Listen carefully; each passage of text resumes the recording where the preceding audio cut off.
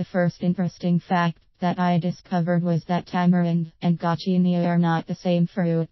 The tamarind actually grows in a brown pod, and the inside texture of the pod is gummy, much like the inside of a prune. The taste has been described as sweet and tangy.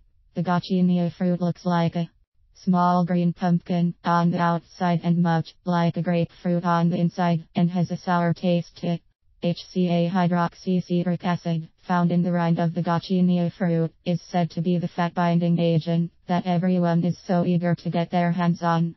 This is due to the reported success results it has had in so many case studies. HCA has had a lot of conflicting results due mostly to inadequate dose levels in the supplements. Science is still trying to find the dose of HCA that delivers the highest results, while still being safe for human consumption.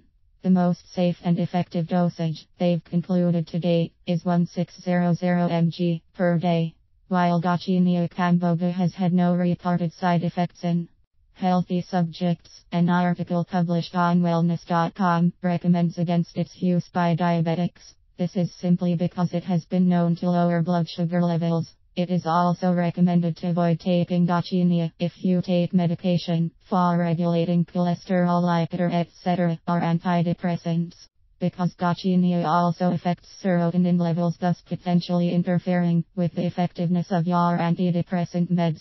Studies have noted that calcium can disrupt the absorption of the carbohydrates by the HCA, however naturally occurring potassium will encourage this function.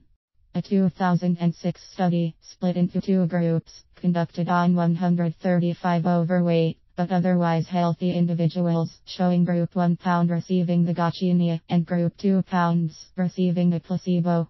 The study showed that both groups did lose weight, but group 1 pound lost about 1 to 2 lbs more on average and showed drops in their cholesterol levels as well.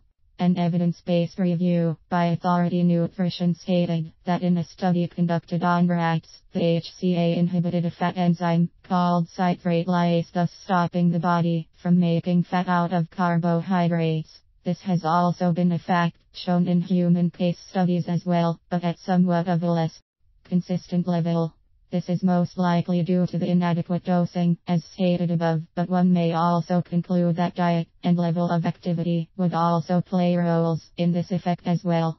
Studies have reported that effective supplements should contain a minimum of 60% HCA or higher in order to achieve successful results. It is also recommended to avoid products that contain fillers and binders. Fillers and binders would be anything on the label that is not the plant and the capsule. For all practical purposes, however, we know that everyone is going to have varying results, because everyone is different. My conclusion without a doubt is that every bit of information I uncovered did show that subjects lost weight, period. With that being said, I just want to encourage all readers to talk to a doctor, dietitian or a nutritionist if you have any questions.